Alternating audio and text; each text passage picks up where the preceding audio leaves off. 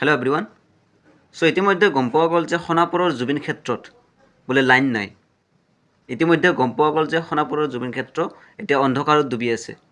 কেইদিনমান আগতে এজন কেব চালকে ভিডিঅ' বনাওঁতে জুবিন ক্ষেত্ৰত ধূলি বালিৰ ওপৰত তেতিয়া কি কৰিলে, ৱালৰ ব্যৱস্থা বা জুবিন ক্ষেত্ৰত যিখিনি মানে চাৰিওফালৰ ব্যৱস্থা, গেটৱে হওক, গোটেইখিনি ব্যৱস্থা কৰি দিলে।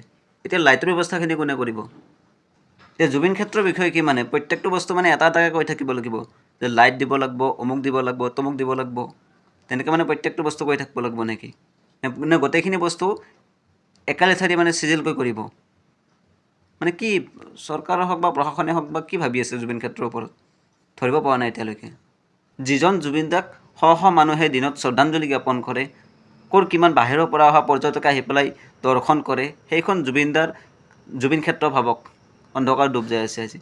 তাত আমি এটা লাইটো দিব পৰা নাই, এটা লাইটিঙৰ ব্যৱস্থাও কৰি দিব পৰা নাই। সঁচাকৈ বহুত অৱহেলা হৈছে, আমি অৱহেলাত ডুবি আছোঁ। লগতে জুবিন দাকো অৱহেলা কৰিছোঁ আৰু জুবিন ক্ষেত্ৰকো অৱহেলিত কৰিছোঁ। ধন্যবাদ।